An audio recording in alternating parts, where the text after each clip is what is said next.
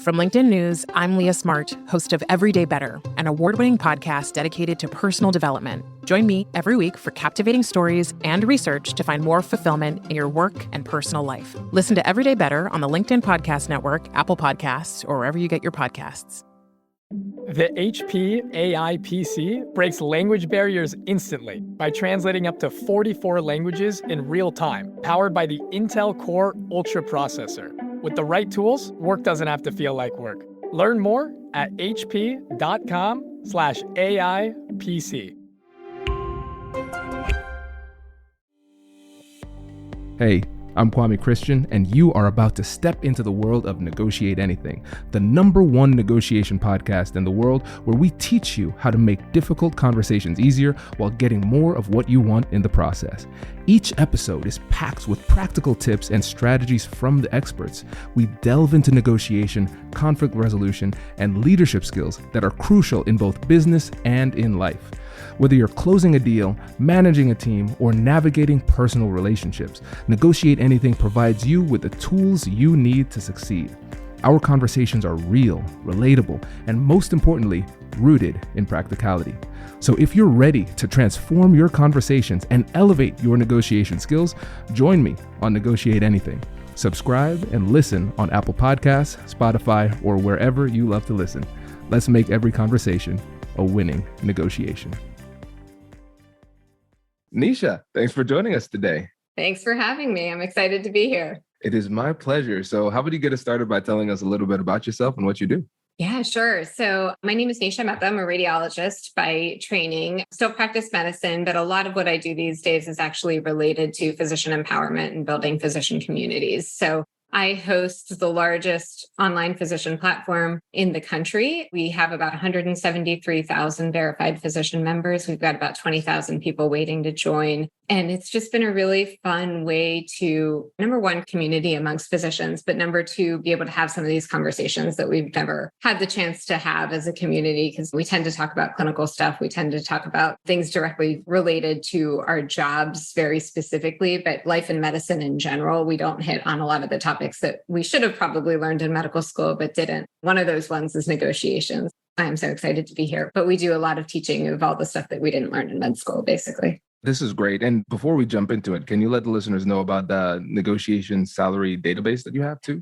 We have a really comprehensive database that our physician members have actually contributed to in order to allow the physicians to be able to get apples to apples data when they're negotiating their contracts. Things like that, just to kind of understand nobody's price fixing or colluding or anything like that. It's literally just thousands of physicians who have said, hey, this is my market and this is what my job is like. These are the things that I've been able to negotiate for. So that people can kind of look and say, maybe this is something that I could ask for. Or a lot of times people don't even think about the different things that they can negotiate into their contract. So it's been really nice for people to be able to go in and say like, oh, that's interesting. I did realize there was a cap on my salary that was sort of set, but here are all these other things that I can maybe bring up with my employer and talk to them about the potential to make this package what I want. And what we found is that a lot of our members have really been able to create those jobs that they want by thinking a little bit more outside of the box from just, hey, here's your contract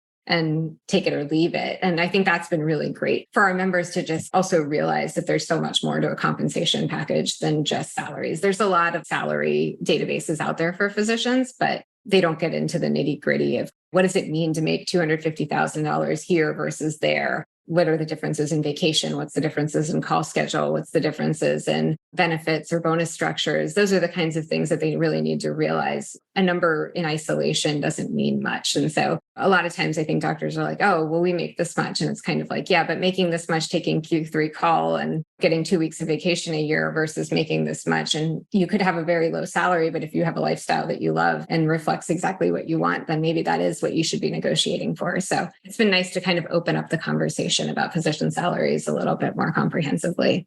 I love this for a number of reasons. First of all, selfishly, my wife is a physician as well. So let's negotiate those salaries. So I like that. Yeah. Second of all, I think it's really important because it ties right to your core value of physician empowerment, because knowledge is power. And a lot of times we cannot negotiate effectively for ourselves simply because we don't have the knowledge to benchmark ourselves, number one, and then the skills too. So this is really, really important work that you're doing. Thank you. Yeah, no, it's been really fun to just watch everyone empower each other and give each other feedback on things. And it's so important for people to have these conversations because money is always, amongst physicians, is always a pretty taboo topic. And as we see physician burnout just rising and people being like, this isn't worth it, a lot more of these discussions about how do we make it sustainable, right? And not think about our jobs as such cookie cutter algorithms. What can we change? What are the pieces we can move? And especially with budgetary constraints in hospitals and things like that, there's a lot more, hey, this is just what the salary is. And so I think it's really paramount for physicians to kind of go out there and say, okay, fine, we're working with these numbers, but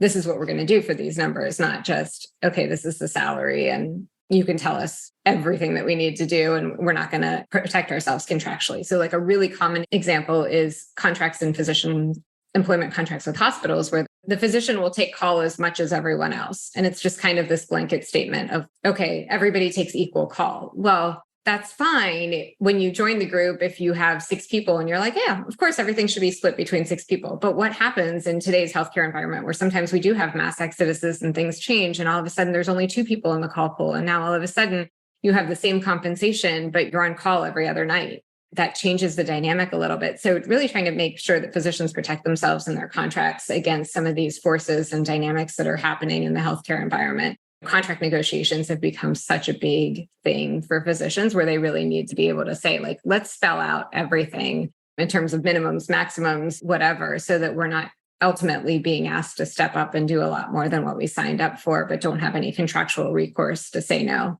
Those contracts with the hospitals, that's so important to evaluate because you're right. You sign the deal and then people leave, your workload changes, but your pay stays the same. Yeah. And that's not fair. And now tell me if I'm off on this because I want to get the physician's perspective here. It seems from the outside looking in that let's say you grew up wanting to be a doctor so you could help people. Or my family's from the Caribbean. If you're an immigrant, you be a doctor because that's what your parents tell you to do. Same thing in South Asian culture. So yes, I understand that very well. At some point, you want to help somebody, right? So you go through undergrad, you go through med school, and you have this helping mentality. And then it's almost like these institutions can almost weaponize that against you because it can feel almost icky to be advocating for more money when you're supposed to be there helping people. And this is something, if you follow me a lot, I talk a lot about how the altruism of physicians is used against them and the altruism of healthcare workers in general, honestly, not just physicians, where I think everyone understands that at the end of the day, we took an oath and we're never going to look at a patient and not do what's best for them. And sometimes, unfortunately, increasingly, that is being used against healthcare workers to kind of say like, well, patient care comes first. And it does, right? So in the moment, that's not the time for people to pick that battle, right? But globally speaking, what we try to remind the physicians on our group is you need to be able to do this for the next 10, 20, 30 years. And you can do that altruistic thing 5 times in a month and do it because that's what you need to be doing. And that's what's the best interest of your patient. But can you do it for 3 decades? And more, what we're seeing is that people are saying, I can't do this anymore. And then it becomes this very binary thing where it's like, I've done it too much. I can't do this anymore. I quit, right? And so we're seeing this mass exodus of physicians and other healthcare workers out of the healthcare system because they just reach that breaking point where they quit. So a large emphasis of my work is how do we create career longevity amongst healthcare professionals, right? And part of that is being able to have terms that actually are sustainable over the long term. And so I keep trying to tell people it's not selfish to put boundaries on because these are the things that are going to allow you to do this for the next 10, 20, 30 years and not reach that breaking point where you're just like, I gave everything I had. I missed all the holidays. I missed all of my kids' events. I did all this stuff. I gave everything. And now I just don't have more to give. Well, you haven't done anybody any favors because right now what we're seeing is about 10% of the physician workforce leaving the workforce every year. And that is not a healthcare system that is sustainable, right? So if you really want to do what's best for your patients, you need to be around and patients need to have access to care in 20 years. And the way that we have our healthcare system built right now and the way that people's contracts are right now, we are seeing a situation where very rapidly, that may not even be the case in 4 or 5 years, right? In some markets around the country right now, you're looking at 6, 8 months to see a specialist because there's just so much of a doctor shortage, right? And that's only getting worse and worse and worse. So my big thing is like, yes, we are altruistic. Yes, we have taken an oath. We're always going to do what's best for the patient in that moment. but also make sure that we put systems into place and in systems being into place so that those things are not everyday occurrences that ultimately lead to burnout. This is so good because I think a lot of people can relate to that fear of looking greedy or selfish by advocating for yourself.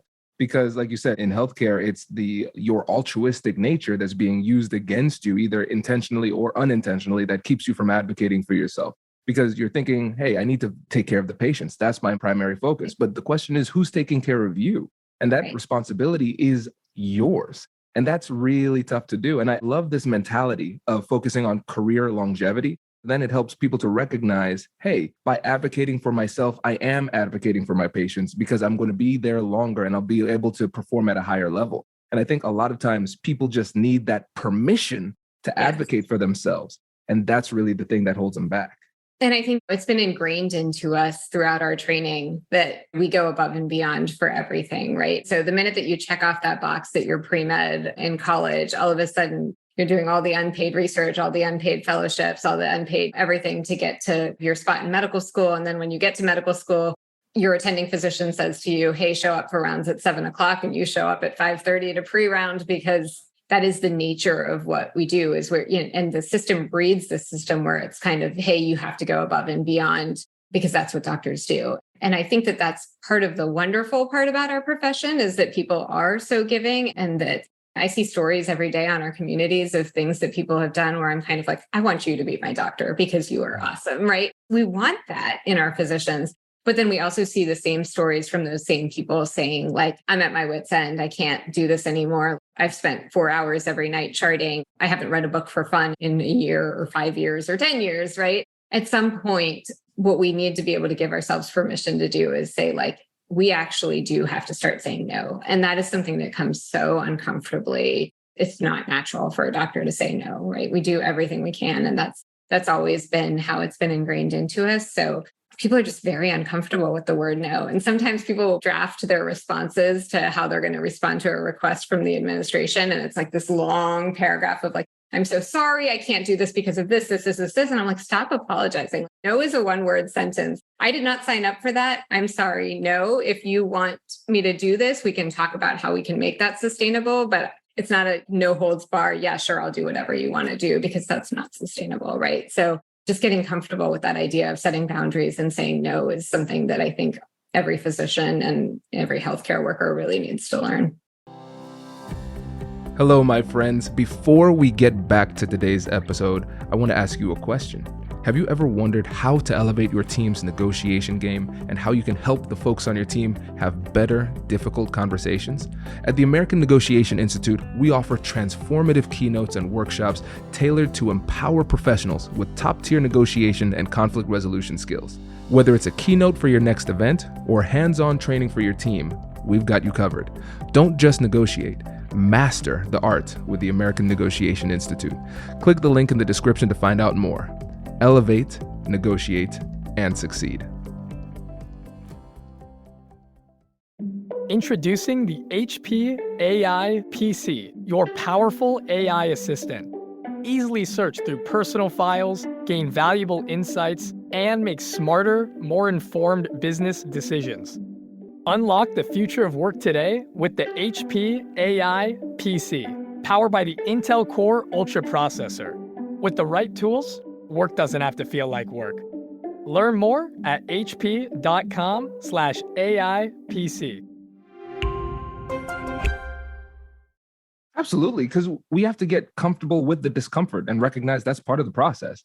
For a lot of people who are really heart-centered, it'll never feel good, but it doesn't change the fact that it still has to happen. And sometimes we allow that emotion, that feeling to hold us back. We say, you see, I feel uncomfortable with it. That is the angel on my shoulder saying, sit back and just do what you're told. But really, sometimes it's just a sign that we're having a conversation of consequence. It's your body getting ready for having a conversation that actually matters. So we misread that emotional signal and we hold ourselves back instead of recognizing it's a sign that we need to step up and have the conversation.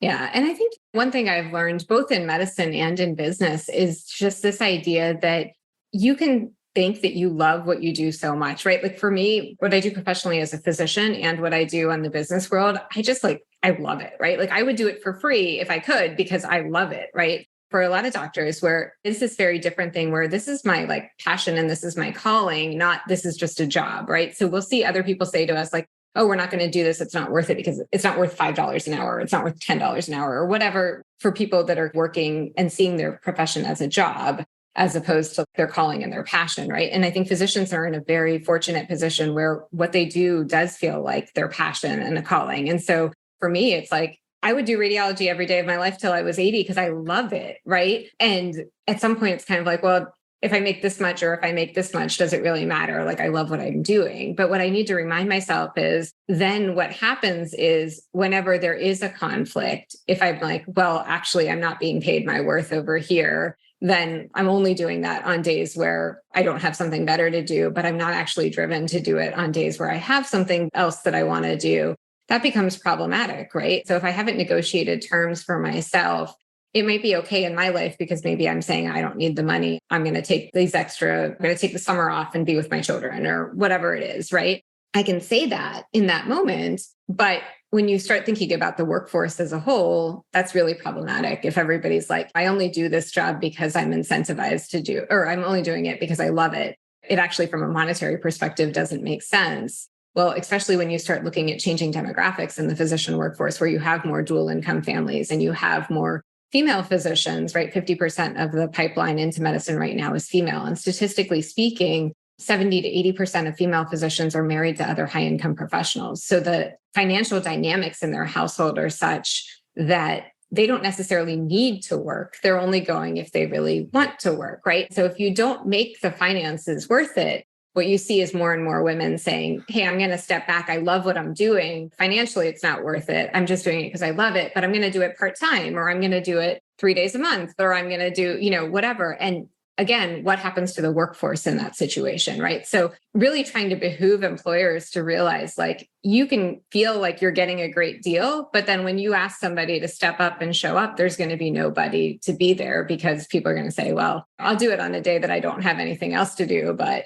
if I could go on vacation instead, or if my kid has something else going on instead, like you just don't pay me enough to make that sacrifice, right? And that's what a lot of employers are running into right now on a macro level, is a lot of people saying, you don't pay me enough for me to do this 7 days a week, or you don't pay me enough for me to take 24-hour calls or do X, Y, and Z. And then it's like, well, who's going to do that, right? Medicine is 24/7. You need a workforce that's willing to do all of that 24/7. So when you look at these numbers about female physicians, 40% of female physicians will actually cut back clinically or quit medicine entirely within the first 6 years of finishing training. And that is like terrifying when you think about 50% of the pipeline being female. So what are these jobs doing wrong in terms of not giving flexibility, not giving options, and paying well enough that people are wanting to say, hey, actually, I see myself as the primary breadwinner, or I see myself as being able to go do this and be able to make enough money that it feels like it's worth what I'm giving up to be there. This is incredible. I appreciate the statistics. And I also, as you were saying something, it made me realize something really interesting because, like I said, I'm married to a doctor and I see how stressed out she is and I see how burnt out she's been. And I tell her every week, I said, my goal is to just buy back more of your time. Yeah. So I took her Mondays. Great. Now you, and I'm just taking these days off the plate with. It's so funny.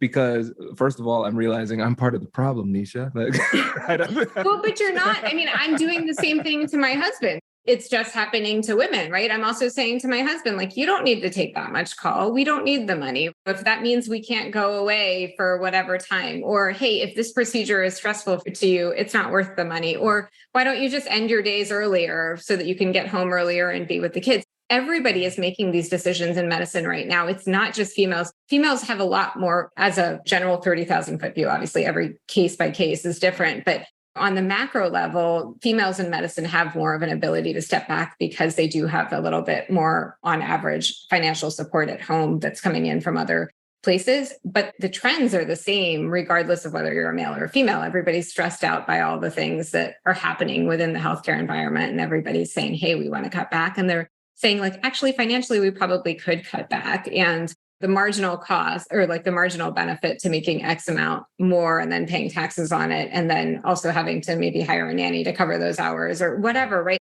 All of a sudden, everybody's doing math because the numbers have gotten so much smaller in terms of the incentives. My dad is a cardiologist. And when he was practicing medicine, he just recently during the pandemic stopped working clinically. He spent 40 something years practicing medicine. And I remember when we were younger, the bonus structures and everything was there such that it wasn't a big deal to go in on call or this or that. You were reimbursed so well for what you did for each additional thing that at least from the financial perspective, he wasn't like, is this worth it? I mean, he may have chosen to cut back for other reasons, for other things because of family priorities or whatever, but there was never this, it's not worth it. Like this financial incentive is not worth it. Whereas now with a lot of these cuts and prior authorizations and denials and all the things that are happening in the healthcare environment, people are like, it's not worth it for me to chase this extra dollar, right? So you see more and more people on various different levels, whatever works for their lifestyle, saying, I'm going to leave that aside. No, thank you. I don't want to take call anymore. No, thank you. I don't want to be in a job that makes me do X, Y, and Z.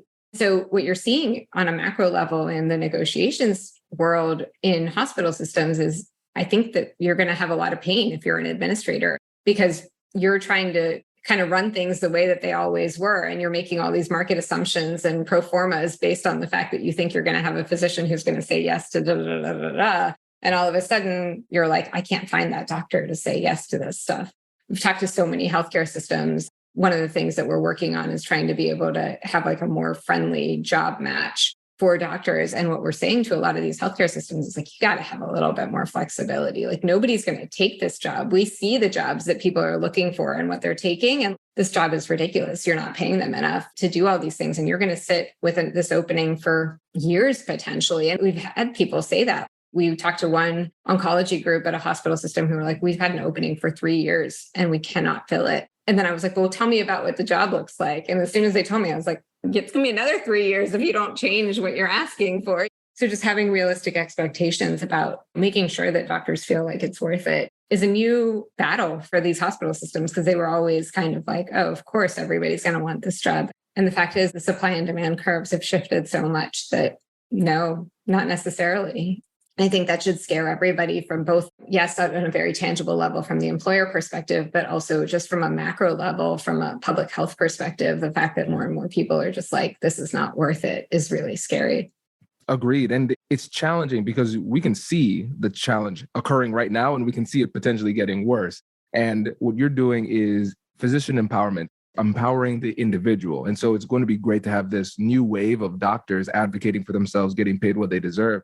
And then on the other side, the things that are outside our control are the macro forces within administrations and policies and things like that.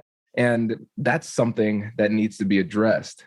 But before we get to that, solving the world's problems, that's pretty big. And, yeah, it's a little lofty for a podcast, right? Yeah, exactly. Yeah. Let's talk about what individual doctors can do. I think you set out a really great case study. So let's say there's a physician who joined a practice, and then there was an exodus, and now the workload has increased, but the pay has stayed the same. So the person says, that's me. How would you suggest that they approach this negotiation? I mean, I think that's when you go to your employer, right? And you say, listen, short term, happy to help out. I understand in the next week or 2 weeks, you're not going to find a solution to this. However, this cannot be a long-term problem where all of a sudden I'm just working, right? So I think it's always important to be reasonable and understand that you can't leave patient care needs unmet. And I think when you come to the administration with that understanding and sort of fighting from the beginning, but just saying, okay, I understand we're in a tight place. I want to help out, but here are the conditions under which I'm going to help out, right? Now, maybe all of a sudden for every extra call, I'm being paid X amount, right? You're saving that money from not having another employed physician. What are we doing with the money in that bucket in the interim until you find another employed position? And there you're putting the impetus and the incentive on them to also re-find that person, right? Because if they start seeing, hey, well, we're doing everything we can with 3 doctors that we used to be doing with 4 doctors, guess what? Their incentive to hire somebody else and pay them a full benefits package and a salary is like zilch, right? So I'm always like, come together with the other people that you're with and go to your employer and say like, well, we're saving this FTE per month and this amount of money. Is FTE used very much in the non-physician world? So basically 1.0 job position as a full-time job position is what we call an FTE, right? So if you're saving that 1 FTE's worth of salary and benefits and all that stuff, how are you reallocating those resources to help us get through this period until you fill that 1 FTE position, right? So coming at it with that rationale and saying like, you are asking us to do more. You're saving money on your side of things. How are you going to make sure that we're made whole on that side of things? And we'll help for as long as we can with the understanding that we're incentivizing you also to aggressively replace us and replace the person that you lost. Because what we see is so many hospital systems are just not replacing the person that they lost. And then the other people are doing more. Because the minute they see that the other people can do more, it's like, why bother to rush to hire somebody? So I think having that conversation with them early, saying like, these are the things I need to be able to do what you're asking of me. And this is what my expectation is. Okay, fine. You're asking me to take less vacation this month. I would like it written that those vacation days are going to come back to me later on. If I do more calls here, I expect to do less calls later. If I take all these holidays right now, I expect those to be made up for me. Sort of laying out that groundwork for what the expectation is and saying like, I'm willing to be a team player. I'm willing to step up, but it needs to be reciprocated, right? And I think that that's really, really important. And on their side of things, if you look at what their options are, if you say no, then they have to go to locums physicians who are going to be much more expensive for the system, if they can even find them, right? So where do you have leverage? And being able to point out to them like, well, I do have the option of saying no because I was really good about negotiating my contract from the beginning. And technically, I don't have to be on call more than Q4. So I'm willing to do your Q3 call while you need me to. However, this is what the cost of that is going to be, right? So understanding that you say, well, if I say no and I exercise my right to say no, these are your options. You're going to have to try to find a locums physician, or let's say you're an ER that needs 3 trauma surgeons on call in order to maintain your level 1 trauma center status. And guess what? We don't have 3 anymore, or we don't have coverage every night anymore. And you could potentially lose your trauma center status. Like you've got leverage, right? But you got to be able to point it out, obviously in a respectful way, but say like, I do have some ability to say no, actually. And this is what the consequences would be. So how can we work together to make sure that neither party is being taken advantage of? Nisha, this was a masterclass. Let me summarize this breakdown because this is great. So first, we have to address the mentality shift, because I think a lot of times people say, oh, negotiation, it's me just asking for what I want. That's an element of it. It's not you taking something. The way that you frame this is that you've turned this into a collaborative problem-solving conversation. You, entity, have a problem. Doctors left. I have a problem. I'm overworked. Let's talk through how we're going to solve this problem. So we have to address that mentality thing first. Step 1, go to your employer and have the conversation. We're not just going to sit here and think about it and complain about it for 7 months and not do anything. Yes. But go to the employer early, because think about it. If you come up and you say 9 months down the road, the doctors left, it was really hard. It's like, was it really hard? Because the last 9 months, I've been making more money off of you and you didn't say a thing. So you lose a little bit of credibility, taking longer to make that claim. And then I love the fact that you put in the reasonable approach, because it's not an extortion or hostage situation where you're like, pay me or I'm not working now. And then patients are suffering. They're like, listen, I'm a team player. I'm going to keep doing what I'm doing. And I know it's not feasible for you to make a decision today, but we're starting the conversation. And soon we need to address something. We have to solve a problem here because this is not sustainable. And for me now as an employer, like that word sustainable is in my head, because as business owners, we are professional firefighters. Bad things are happening all the time and we're all over the place. And there's a problem that I think might be a problem, but nobody said anything about it. I'll try to ignore that. Got so many other things to do. And so we have to be constantly saying, hey, this is an issue.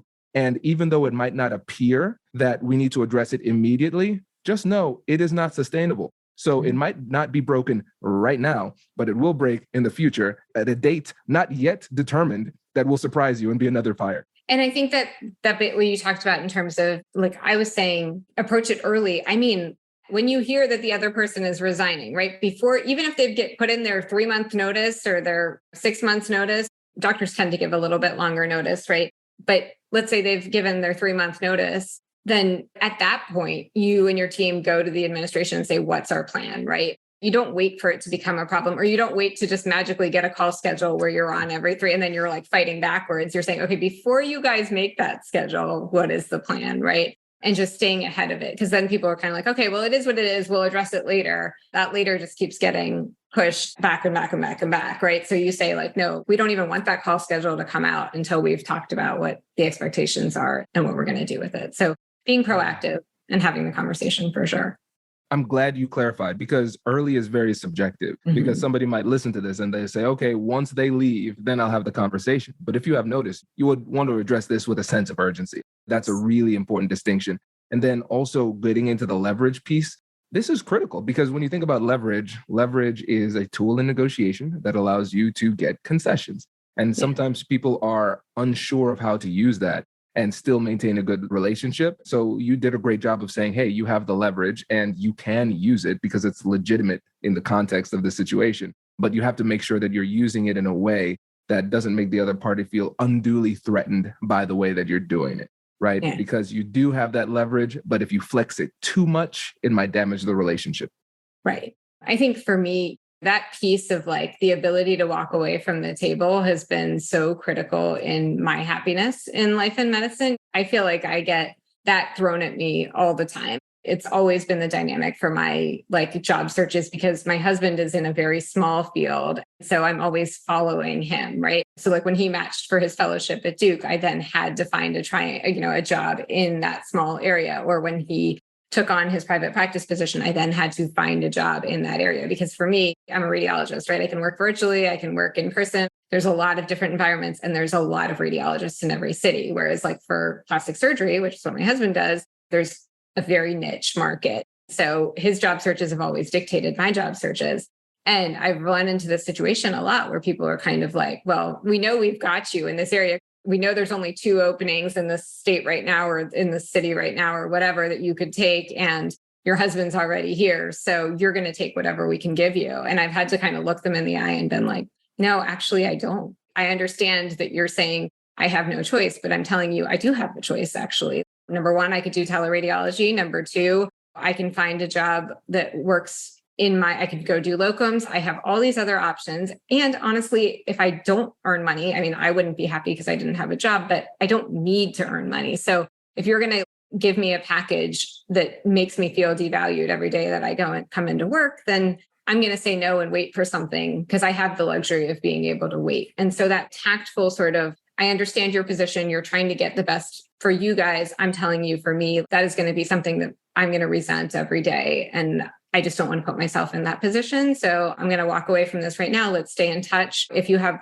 the time where you can give me what I wanted, I'd love to reopen this conversation. Otherwise, I'm going to wait until somebody has the job that I wanted. And I have the luxury of time, right? And being able to walk away from that, I have never not immediately within like the next half an hour then gotten exactly what I wanted, right? So in the same way, right, like this whole concept of physician side gigs, people are like, what is side? Like, why do doctors need side gigs? Why does this matter? And I'm like, having the diversification and having the backup plans gives you so much leverage at the negotiating table, right? Because I can say to an employer, they know that I've got bills to pay or whatever, but I can say like, I make enough money through my real estate. I can afford to be without a job for X, Y, and Z, or I make enough money from my business that I can afford to be without a job for this amount of time. And the nice thing is nobody can make me do anything that I don't want to do because I'm not this one trick pony that has all my eggs in the physician income basket, right? So it's not that I think that any physician needs a side gig. I think we make really great money and we're all going to do fine in the long term. It's more, are you giving yourself leverage in a very challenging environment to be able to say, I don't actually need this job, or I can walk away. I can take a few months off. I can X, Y, and Z, because a lot of times the employer has been in this position where they're like, well, what are you going to do? Where are you going to go? You know, like, of course you're going to take this job. And for a physician, they're like, oh, you've got $200-something thousand in student loans, right? The average physician has about $300,000 in student loans. And that's a lot of leverage that the employer has to kind of be like, we know you have fixed expenses, like you can't not say yes, right? And if you are kind of like, well, actually, this consulting gig that I do on the side pays for my student loans, I can walk away, right? It gives you more of an ability to confidently say and have the meat behind it that in a worst case scenario, of course, approaching the whole conversation as I don't want to walk away, but if you force my hand and make the deal that bad, then I will walk away. And for them to believe it because they understand that you do have the means to survive without them is really powerful. Absolutely. Oh, Nisha, this is so good. This is so good. I appreciate you. Before you go, remind the listeners again about the work that you do and the platform you've created. Yeah. So you can find Pretty much everything that we do, or a jumping off point to everything we do within our communities at www.physiciansidegigs.com. That'll link you to our communities. That'll link you to our resources, our educational events, and all of those sorts of things. And then if you just want to learn more about me in general, I have a self-titled site, which admittedly is not updated very often, but will give you, again, the jumping points to www.nishametamd.com. Perfect. And one last thing, I have to say, listeners, Nisha is very gracious because we had a spectacular conversation last year that some podcaster forgot to record. So thank you for accepting. I see the recording button in place right now. We'll not run into that problem again. I checked it like 10 times, Nisha. I was like, never again. And shout out to Dr. Ekta Shah for letting me know, hey, didn't you say you had Nisha on the podcast? Where is She's her a great episode? member of our community. So right. Yeah, when she heard I was coming onto your podcast, she was very excited. So yeah, I'm glad she connected us and made it happen again. So absolutely. This is great. Thank you again. And can't wait to have you back on. Awesome. Thanks. Talk soon. Wait. Now, before you sign off, I have something to tell you that I've never told you before. Just kidding. I've told you before, but you should listen to it again. I want you to know about Negotiate Anything Premium. Imagine all of the things that you love about our traditional feed, plus so much more. I know you like our traditional feed because you're at the end of the episode. And with Negotiate Anything Premium, you'll get more bonus content you've been asking for, more of the expert insights that you can't get anywhere else, and more exclusive behind-the-scenes access into every conversation. Are you ready to get more of what you want out of your life, career, and every conversation? With Negotiate Anything Premium, you'll have access to more high-level, custom-designed content and insights, giving you the tools you need to negotiate higher salaries, better deals, and better relationships in your life and career. Once I had a listener share that Negotiate Anything helped her to negotiate a $53,000 raise. Could this be you? What would that mean for your life? I've seen firsthand the impact this model has had on my life and the lives of my corporate clients, and I am confident that it can do the same for you. Are you ready to negotiate more of the best things in life? Click the link in the show notes to learn more. I'll catch you later.